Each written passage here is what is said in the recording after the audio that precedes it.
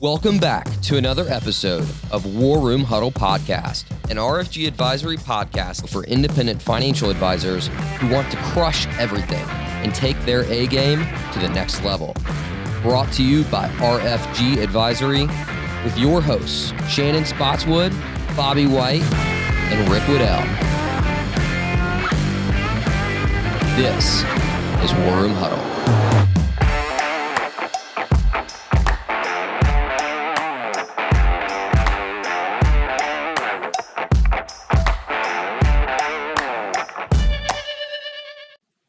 Welcome to War Room Huddle. I am so excited about this conversation. It's one that we've been planning and thinking about for a long time. So in the studio today is financial advisor Chris Wedell. She is a co-conspirator and creator of StrongHer Money.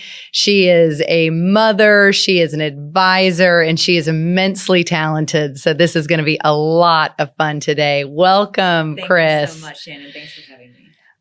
Gosh, there's so much we could get into, and we're going to just jump right into it. I want to start with the journey. So I'd love for you to tell us about your journey and how you got started in this business as a financial advisor. Oh, that's a great question. I grew up in a family that didn't really come from much. And after 30 years of marriage, my parents actually ended up getting divorced, mostly because of fighting over financial issues. And so something had just been kind of ingrained in me to believe that there was something more out there. Like there wasn't, what was the magic formula to not having to fight with a loved one about money? It's the worst. And I came to a point after college where I decided for myself, I need to learn as much as I can about this, how to save, how does debt work, how to balance a checkbook. I mean, we're talking really basic stuff, right? And then from there, how do I just have a different path for myself? And that leads to investing, of course. So as I started digging into it in the basics of banking, and then that led to, investing, like I just couldn't get enough knowledge on it. And I learned that education truly was key to changing your own trajectory. Just because I grew up in a certain set of circumstances didn't mean that my children had to have that same set of circumstances.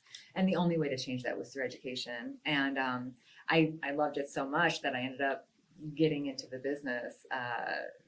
So tell us a little bit more about that. Like, what was your first entry as an advisor? So I ended up, I had a couple door-to-door sales jobs right out of college, and that led to School of Hard Knocks. That's right. And so that led to my first banking job, and it was a sales job in a big corporate bank. So from there is where I really started getting a lot of great information about money, lending, investing. And that is what kind of branched me to making a lot of connections in the investment space. And I had a lot of folks reach out to me about being in that world. And long story short, a family friend who had a solo practice in Iowa said, "Hey, if you're really serious about this business, I'm a solo practitioner who's in his 50s. I need a succession plan. Let me get you licensed, come on board, and let's see what we can do together." And that's how it happened. I moved from St. Louis to Iowa back in 2006. Wow. And then you went on and piled up the credentials. Yes, I did. Obviously you had to get the 7, Series 63, Series 65. And in my time in Iowa, I learned that I loved this business, but more so I wanted to get into the planning component of this business. And that particular advisor that I partnered with, he didn't focus on the financial planning. But as I got to studying, I learned that was more the route I wanted to take. So after the basic licenses and deciding that was the route I wanted to pursue, that was when I looked to move back to St. Louis and partner with an advisor that did have some planning background, planning experience. And then I studied for my certified financial planner designation and took that exam in 2009. So it wasn't too long after, breaking ground in the business. And I remember you telling me a great story about the completion of your CFP and a major milestone in your life. Didn't you have your first baby? So I took that exam in November of 2009. I was married in May of 2010, and then a year later had my first son. And I had this goal of, I was pretty diligent about making sure I studied the required amount of hours for the self-paced exam. So I just knew I didn't want to do that after becoming a mother. So that was super intentional to get that done before I started a family. And you're walking the walk, right? This very intentional planning of your own career to really reach the milestones that you set for yourself and the goals that you set for yourself. Which, today, obviously, you're affiliated with RFG Advisory, and we are so grateful for your partnership. But as you went on that journey, as you thought about the longer term trajectory of your career, what really led you to make a decision to join us? Right. Well, a lot of that has to do with being a mother. I have 2 sons, and there's, work-life balance is super important. Being independent really helps with that work-life balance, in the sense of, I want to be able to set my own schedule, and I work very hard when I work, but I set my own hours, and that might mean I can, go home at noon or 3 o'clock on certain days to make the kids' class parties, for example, or, their birthdays, whatever it is. But if I have to make up for it, anytime that I can. So the beauty of independence is being able to set your own schedule. The beauty of RFG is that the technology is there to just make it that much more efficient. The amount of work that I can get done in half the time, for example, because it's, click and go with performance reporting or whatever it may be.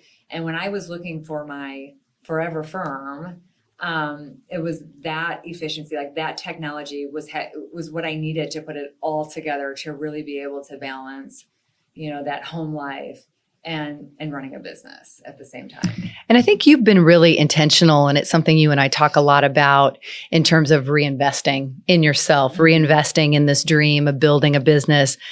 As women, we tend to believe like the right path is to just load it all up on our own shoulders and we'll get it done. I'll just take care of it. I'll just get it done. Yes. And I am really guilty of this. When I first started with RFG, the first year I took it on all myself. I transitioned my entire book of business with very little support.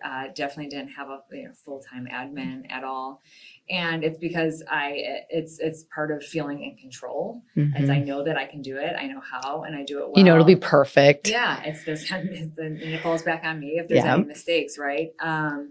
And that I have to give a lot of credit to RFG and you in particular for just kind of helping me see outside myself and see the bigger picture and understanding what my value is to my business. And my value add isn't paperwork, and, crossing T's and dotting I's and making sure, everything's in good order. My value add is taking care of my clients.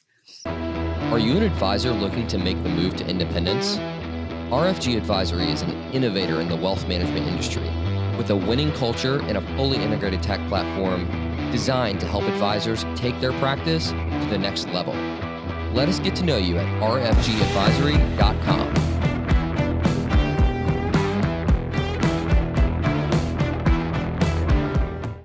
It is so interesting because one of the things that makes our industry incredibly appealing to women is that it gives you this opportunity to generate a meaningful amount of income to really provide financial security for your family. There is embedded flexibility if you have the right partners, if you have the right technology, if you're investing back into your business to be able to be a mother and to be a successful professional.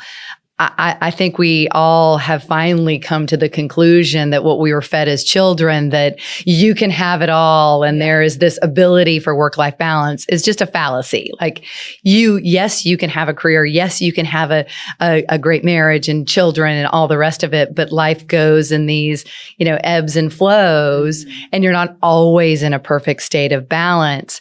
So I've always believed that our industry is so attractive to women, and yet we've done such a poor job actually encouraging women to become financial advisors. Right now, the numbers will fluctuate a bit, but most statistics that you see will say 14% of financial advisors are women, and yet more than 51% of wealth is controlled by women. You know these stats off the back of your, It blows my mind every time I hear it. I have chills as we're even talking about it, because it's still something that's hard to understand as a female advisor. I don't know why there aren't more females in this business. This business is perfect for females because for all the reasons I mentioned earlier. I'm at the class parties, I'm very involved with my children, yet very successful. And I control the level of success I want by how much time I want to put into it and how much help I want to take on. And I wish I understood why more women didn't partake in this business. We're very good at it. The studies show we're in some cases better at this business. No offense to any of the males out there, but we're very good at this. And I think it's, and maybe it's because of the percentages, maybe because only 14% of women are advisors, there just aren't enough people talking about all the benefits of it. It could just be the numbers game. And that's, you and I, that's part of our job, is not just to take care of our families and our clients. It's to get the word out there for our peers, right? We're not women, we're not in competition with one another. We don't need to be. There's enough clients out there. There's enough assets out there. And there are not enough advisors out there. Full stop, especially with this massive generational wealth transfer that is really having and will continue to have a disruptive influence on the industry overall. Which brings us to a subject that I know is near and dear to your heart, which is your client experience and being very intentional about how you're building relationships and what that client experience looks like. So talk to us about your goals as an advisor. Like, you're very successful today, but you have big dreams of what your practice is going to look like in the future. What does success look like to you? You know this, and I say this all the time, my clients are like family to me. I want to be there for them, not just for investments. And we talk about the phrase life coach, because when you're stressed in other areas of your life, stressed in money, it's all intertwined anymore. And I think the industry is doing a good job in understanding that the road or the path right now is more of a life coaching path. And that's exactly where I want to take it.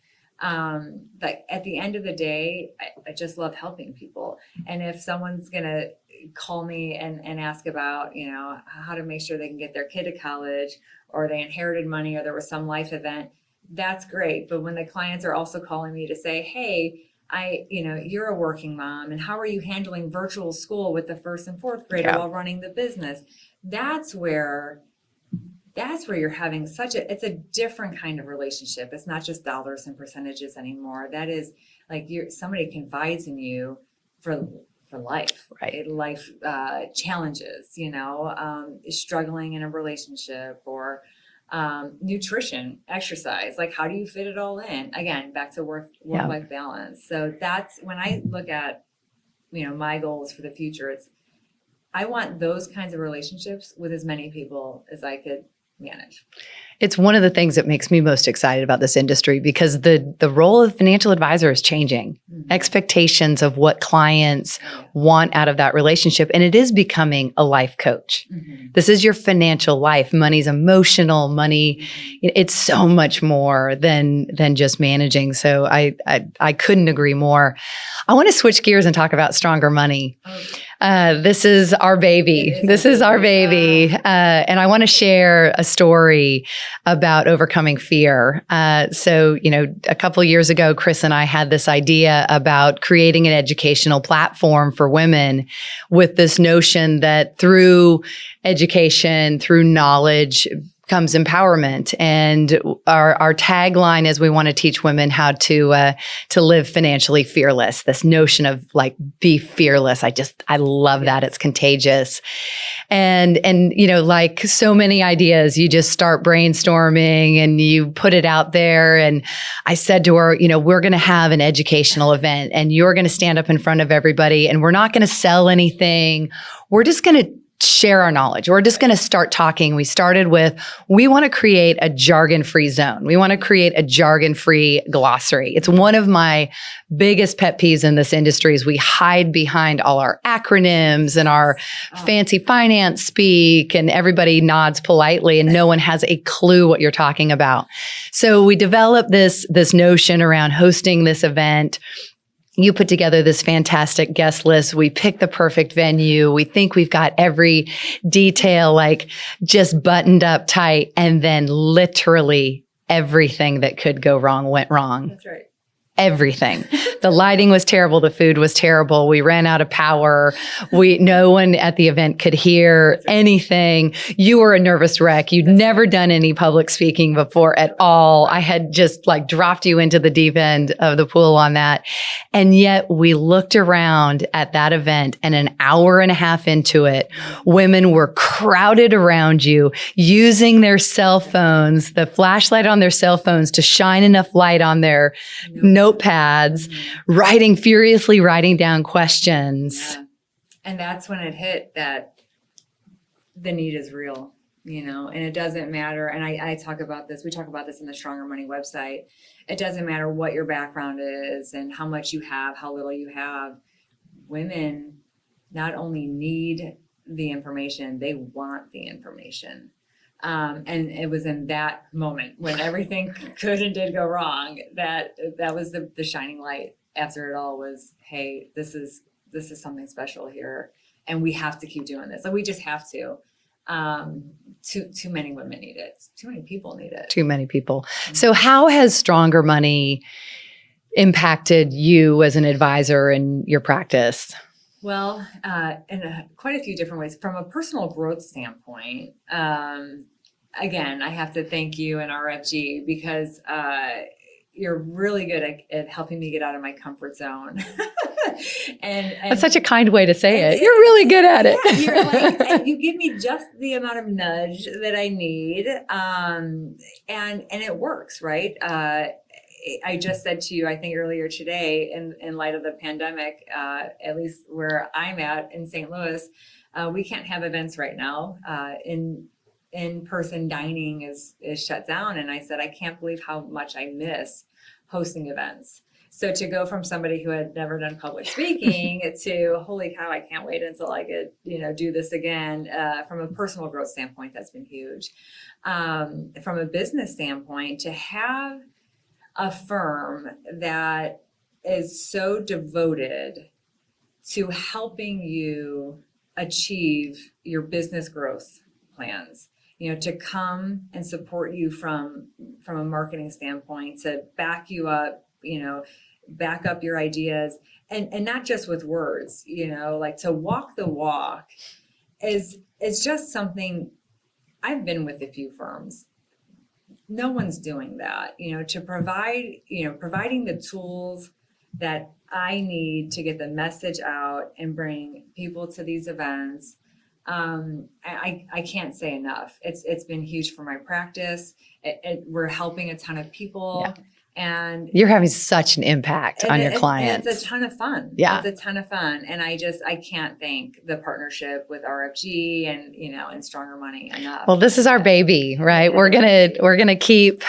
Yes. It's an infant. There's so much room to be able to help women. And I hope also attract talent into our industry, help advisors, help and really women at every life stage. Mm-hmm. There certainly is a need, like a very pressing need when you're in transition, death, divorce, inheritance, something that upset a job loss. There is a really an acute need there for advice. And I think that women in particular need a safe space to be able to allow for the emotion associated with each one of those, and the recognition that we have to be proactive and we need to be armed with knowledge, but it's okay to be vulnerable. Right. It's not, this is not something that you feel like you have to solve for yourself. Right.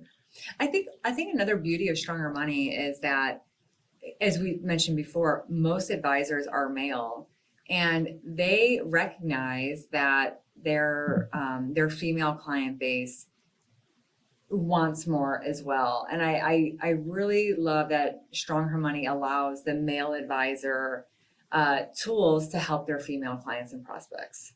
So, and we've seen that how many of our male advisors, they'll, ask me for feedback on how to utilize the platform.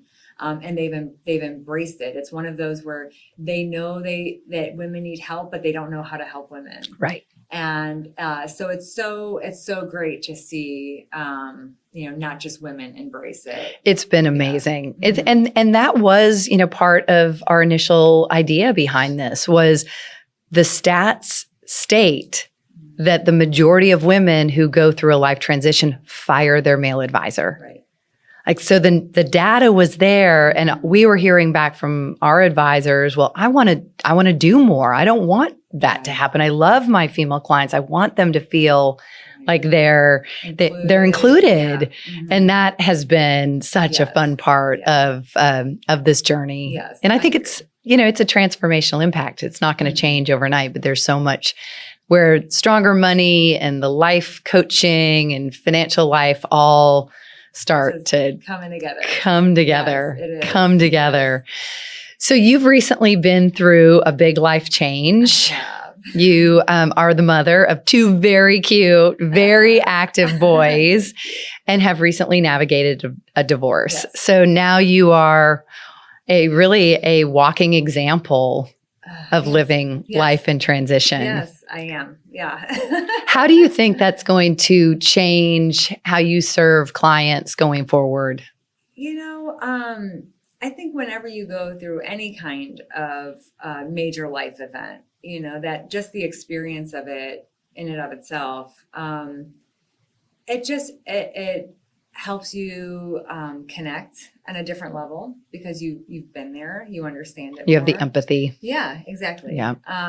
So, I could always talk to divorce clients from a financial perspective, but I certainly understand that even in the easiest of situations or when it's the right thing to do, it's not easy. There's a lot to be considered.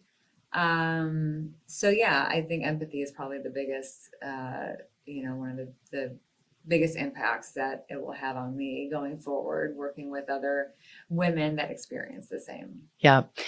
It is, one of the things that we've talked about in prior War Room Huddle conversations is love. And love, is not a word that's often used in finance. Certainly, I've been at this a long time and it's like, check love at the door. Right. Like we're all business here and we're not talking about love and we're not talking about vulnerability and we're not talking about what we're afraid of. Right. And that's why I wanted to ask that question, because I think another part of attracting women to this industry, another part of this transition to financial life coach is opening up as an advisor to being human and really connecting on a very personal level. You're right. With clients. Whether that's, the unexpected diagnosis of a loved one or death of a loved one or divorce or just any major life changing event. It's the ability to have those conversations with clients that, like you said, it makes the dialogue different. The relationship's different. And I think, how can somebody open up to you about their deepest fears in life if you can't have that conversation, right? If they don't know you. Exactly. And how could I come up with a plan to address those fears or those concerns if I don't know what they are. Right. Right. Well, I think the thread that knits RFG together, whether it's the advisors to each other, advisors to RFG, our team, is this notion of a servant heart. Mm-hmm. And you embody that to the core. Oh, thank you so much, Shannon. Thank you so much for being with us today. Fun. You're the best. Thank you. You're the best. Thank you for tuning in to War Room Huddle. War Room Huddle is a production of RFG Advisory, a leading innovator in the wealth management industry. To learn more about RFG Advisory, head on over to rfgadvisory.com and subscribe wherever you listen to this podcast. We look forward to seeing you on the next episode of War Room Huddle.